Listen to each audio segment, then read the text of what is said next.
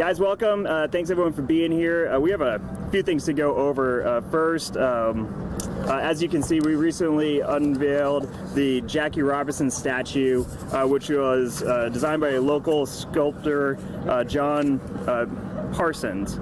And next week, we will have the opening day at the Wind Surge, and it was a couple weeks ago when we've had opening day here for the League 42 baseball program. So we all have baseball on our minds. And really, this statue of Jackie Robinson isn't just a symbol of sports, but it's really a symbol of furthering the goal for racial equality. And as we think about baseball and think about our history, we want to also think about some of the programs we have going on in Wichita that honors both. So with that, I'm going to introduce Sean, who's going to talk about he's at like every one of my press conferences, so it's not like he's anyone new here, but I will introduce Sean to take the podium in a moment to talk about our Candid Conversation series, which is a goal by the library to help preserve the stories of Wichitans who come from communities of color right here in our city. So with that, Sean, if you want to come up and tell us a little bit more about the program. All right, thank you, Mayor.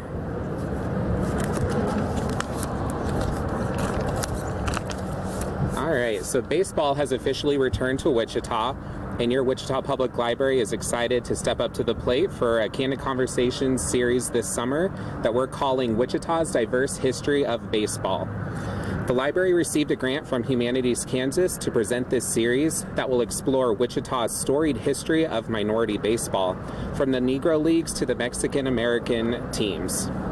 A small article appeared in a local newspaper in 1925, giving short detail to an exhibition game played in Wichita, in which the local Monrovians of the Colored Western League played the local Ku Klux Klan chapter at the baseball stadium on Ackerman Island.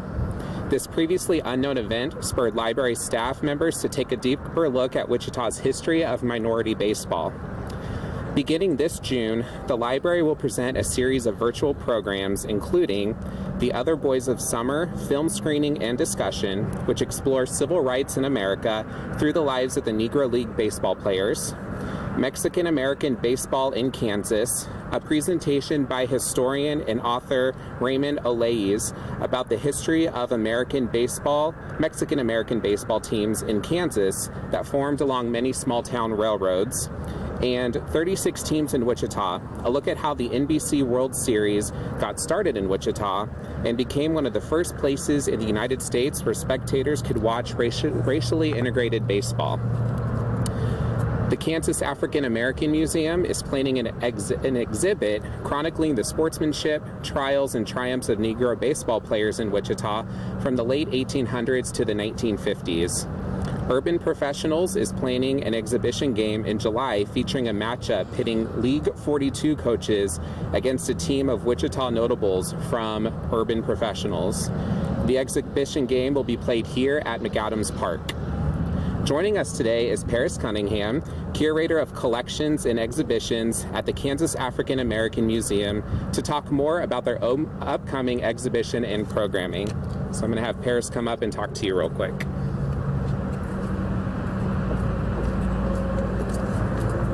Take a picture and send to your mom. Thank you so much for having me today. Again, I am Paris Cunningham, and I'm excited to be here on behalf of the Kansas African American Museum. Throughout my time as curator, I have always reveled in sharing the invaluable contributions that African Americans have made to Wichita. I especially enjoy seeing the reactions of museum visitors when I tell them about the game the Monrovians, a Negro baseball team, played against the Ku Klux Klan and won. The story is often met with disbelief and wonder. However, the story of Negro League baseball in Wichita goes far beyond one game played in 1925. Its history is filled with incredible athleticism that electrified crowds and grew local and national baseball greats. Our upcoming exhibit, entitled Time at Bat, Negro League Baseball in Wichita, details the broader backstory of Wichita Negro League baseball, its players, business, and its progression into the end of the era. Time at Bat will be available for viewing at the Kansas African American Museum from June 1st through July 3rd. And Dr. Lana Reeves, our education director, will also host a virtual conversation on June 17th at noon with Dr. John Drayford of the Department of History at Wichita State University. We take a detailed look at Negro Leagues in Wichita from the perspective of a historian. You can watch this discussion on the Kansas African American Museum's Facebook page or on YouTube at noon on June 17th. We are truly excited to share this exhibit with everyone and hope you will come celebrate the history of Wichita baseball with us at the Kansas African American Museum. Thank you.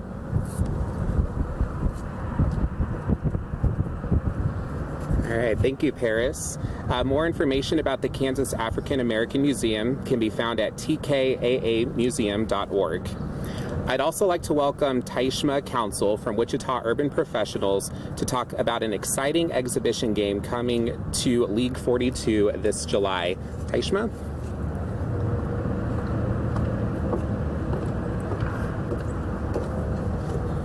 Hi, my name is Taishma Council. I am the networking squad leader with Wichita Urban Professionals. Wichita Urban Professionals is an organization of the young, diverse, and talented Black professionals in Wichita. Part of our mission is to attract, retain, and develop Black professionals. So we often host mixers, networking events, and professional development opportunities for our members. We are truly honored to be part of this project.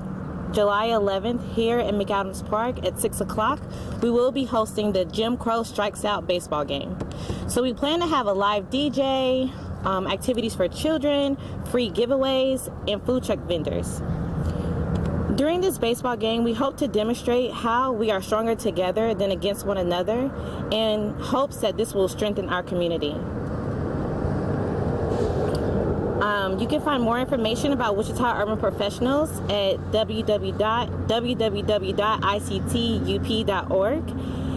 And as you can see, we have a variety of different summer programs where we are discussing the history of Wichita's baseball, through the lens of America's pastime. You can get more information at www.wichitalibrary.org/baseball. Thank you.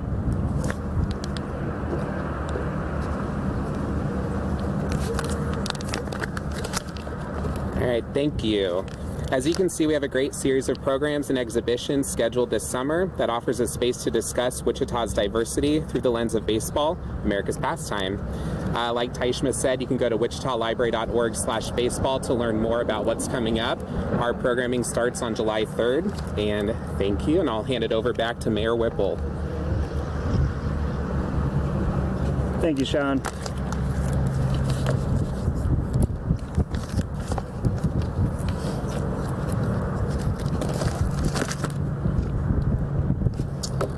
So also with us today, we have a man who needs no introductions, Mr. Bob Lutz from League 42. So the city has been supportive of the mission of League 42 since 2015, when we were able to give $1.5 million to enhance the facilities here to ensure that kids in our community have the opportunity to play baseball really at a top-notch facility, regardless of their ability to pay. So here to talk more about League 42 and how the community can support the program is Bob Lutz, founder and executive director of League 42.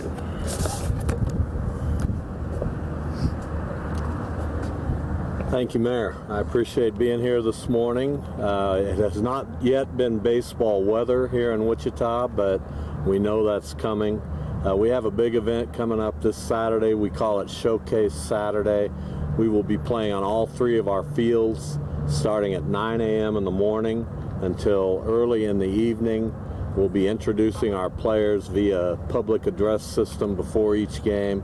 It's kind of a big deal for us. We're also going to have team pictures that day.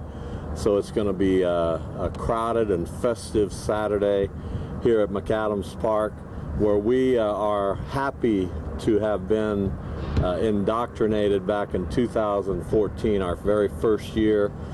We thought of nowhere else that we should play baseball rather than here at Mcadams.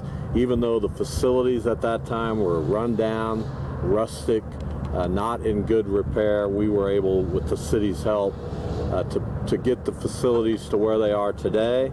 They are improving every year. We're excited about what's happening across the street with a League 42 Education Center that we hope to have up by the end of this year. We'll offer after-school tutoring and reading and math for kids ages 5 through 14, and that's really an exciting endeavor. We also want to add a 4th field here at Mcadams to help ease our crowding. It sounds like that would be more crowded when I actually say that out loud, but it would actually help ease our crowding on our fields where we play every night for 11 weeks. So we're out here a lot. We're serving 550 kids, black, white, Native American, Asian, Hispanic.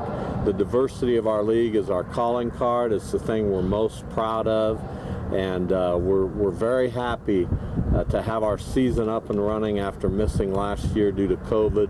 And we invite everyone to come out and see what we're doing here at Mcadams Park. Thank you so much.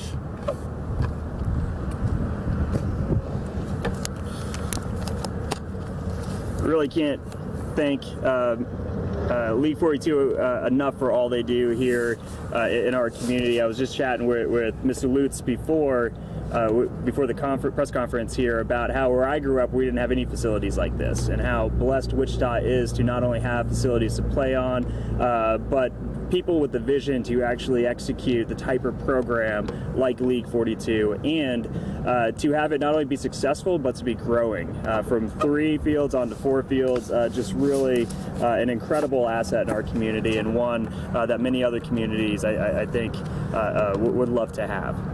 So as we talk more about Mcadams Park, I would like to introduce Corey, who's going to come up and tell us about some of the summer activities happening at the park, how to sign up, and also maybe a little bit about McAfee Pool, which we're still looking for lifeguards on, but I think Corey might be making that pitch. So Corey.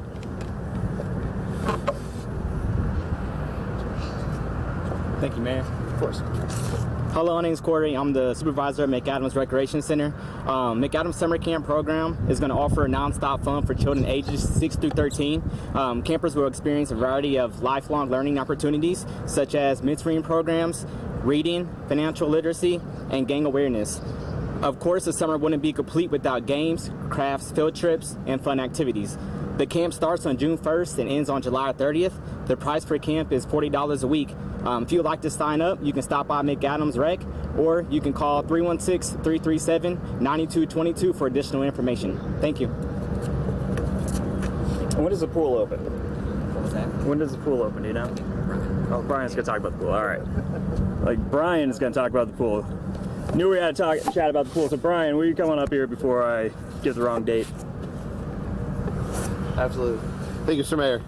My name is Brian. I'm in charge of aquatics programs for the Wichita Park Department. Very excited. You know, May is the busy month, but it's an exciting month. We're getting the pools ready to open. We're still in the process of hiring some staff, so we still have a couple of positions available. Definitely, if you're interested in being a lifeguard or possibly being a water watcher, somebody to come help out and volunteer us at the pool, or to get paid to kind of help out watching kids. All of information is on wichita.gov/aquatics. It's a great way to go to find out all the stuff going on. This is also the time that our online registration for swim lesson classes is now open, and all the other programs are going to be offered at the pools. Once again, you can find that on the website at wichita.gov/aquatics. Online registration is active. Super excited. I can't stress enough how important it is for kids to get out to these swim lesson classes, learn how to swim. It's a vital skill. It's important. Drowning is still one of the leading reasons for children passing away and dying at young ages. And safety and learn how to swim is one of the things to protect you from that, if you don't know how to swim, to keep you safe. So please get out there and sign up for swim lesson classes. All the pools are still set to be opening on Memorial Day, so 31st of this month. Staff is working hard, contractors working hard, but all the construction projects are on target. We're excited.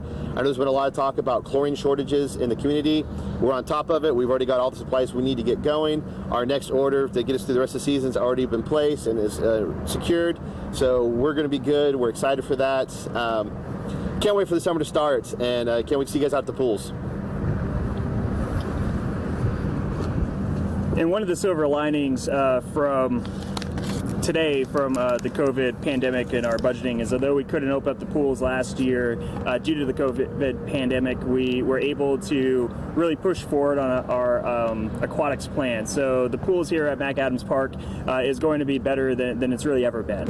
And one of the best moments I had as mayor is when Mr. McAfee, who is an international known architect who is in our community activist, someone who is a name well known, came into City Hall unknowing that we were going to name the pool after him. So it's now McAfee Pool. He's the one who actually designed the pool. And again, one of my favorite parts about being mayor was watching a look on his face when he saw on the screen as daughters from New York were actually on the screen ready to talk about their dad, and that's when I think he knew something was up.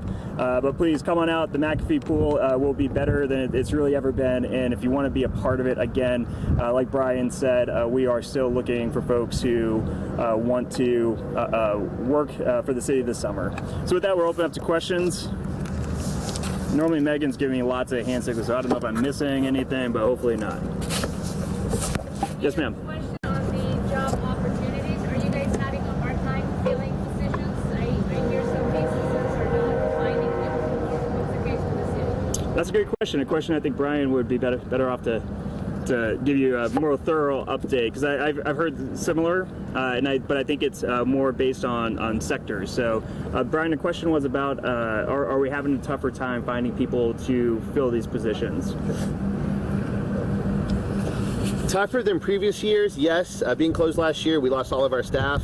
There's not a lot of lifeguarding classes that have been offered leading up to the summer. That's kind of our pipelines. We have our own junior lifeguard program that we would use. So we had a lot of great ways that we kind of fed into our system. Harder, yes, but I mean, we're good. We actually have enough staff now currently that we're going to be able to cover all our spots. I'm just now looking for more people to kind of help out so we have more flexibility with our hours. I still want these kids to be able to enjoy their summers too, have some time off, spend time with their families. So I'm still looking to hire more people, more lifeguards to help out. So as a challenge, yes, but we're good. And it's 15 and above? 15 and above. So 15 and above for lifeguards. Also, I think hopefully we'll see a bump in those applications now that we believe that Pfizer vaccine is going to be offered to younger folks, people who are in their teens. Hopefully people will be able to get their vaccination and then feel more confident coming out and working a job with when you interact with the public. Other questions? Tyler, do you have a question? No, you're just waving? All right. Well, yes, ma'am. I'll ask another one. On the same topic, is the city hiring, or do you guys have to lay off through the pandemic? Are you back to normal? What's the situation? So, as we talked about in our budget workshop, we had to find cuts in the budget. In part of that was with those services being cut, we also laid off the employees for those services. Our public employees, a lot of them had to really work extra hard this past year, which, because they are public servants, that's something that they rose to that challenge with. Thanks to the new plan that was passed in Congress, where we are likely to get a lot of what funding that we thought we might not get in the beginning when we started making cuts. We will likely, we're still waiting on the details on that, but get some of that funding back into our programs. So we will be able to bounce back, I think, a little sooner than we have. The latest numbers I heard, and it's from I think these were reported during the budget workshop, is trying to get about 75% of our staff back. Is the goal, who were furloughed or laid off. Again, though, the economy is going to be a little different, where I think that it's not just for us at the city level, but also what we're seeing as economic indicators nationally is an emergence of blended work schedules, being able to work from home. I think Zoom really opened up some opportunities. So the goal is to not just bring back and recreate, I guess, the Wichita government as it was before the pandemic, but also take advantage of some of the technology, some of the trends that came out of the pandemic to make us a more efficient government moving forward. That's a really long answer to your question, but we're getting there. Tyler, you sure you don't have a question? Yes. About the teams. Are they teams all set, or can people still sign their kiddos up? I think it's the first time I've seen you without a mask, by the way. So it took me a second, like, who's this guy? Okay. Yeah. So Bob, come over and talk about the teams.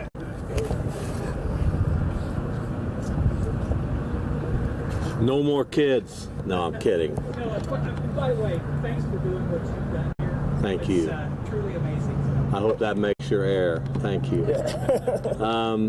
We are full for the year. We're in our third week of games, so it's always a real process to build our league every year. We register in the fall, and then we have some kids that drop off, and so we have to have a waiting list, and we add from that, and we try to create a little bit of a competitive balance. So there's a little bit of an art to how we build our teams, but as of right now, we're full for this season. Umpires, we pay our umpires the going rate, so we have really good umpires out here. Our coaches are volunteer coaches, enough of them to fill 40 teams, so that's at least 3 coaches per team. That adds up pretty quickly, so we are always looking for coaches. They're the lifeblood of what we do. You mentioned that you're going to have announcers at your event that announce the names of every kid who comes up the bat. What do you think that means to them? They love it, especially the little ones, but all the kids love it. We do it actually before the game. We introduce the starting lineups, and they run to the foul line, and it's kind of like a Major League All-Star game experience for them.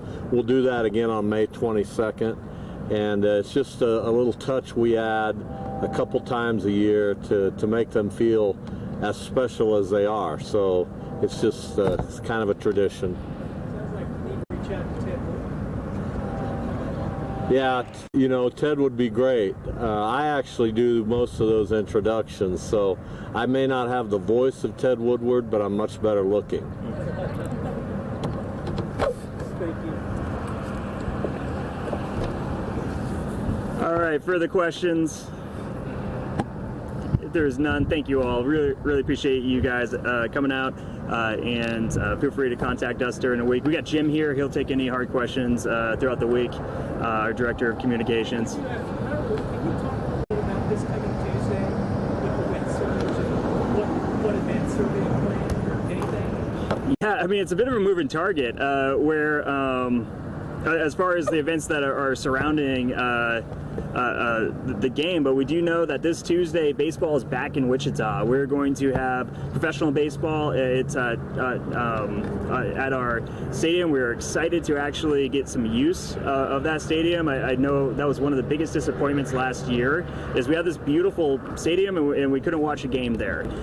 Last time with the Wichita State game, my understanding is we had it was at 96% capacity of folks out there. It was getting used to driving and finding a parking place while not running into groups of people. I think it's something that Wichita we got to get used to again, because we've all been indoors, but we know that the community supports baseball. They support this stadium. If 96% capacity is any indication of how this summer is going to go, then it's going to be a successful summer. All right. Thanks a lot, everyone. Appreciate it. There's no bugs to eat this.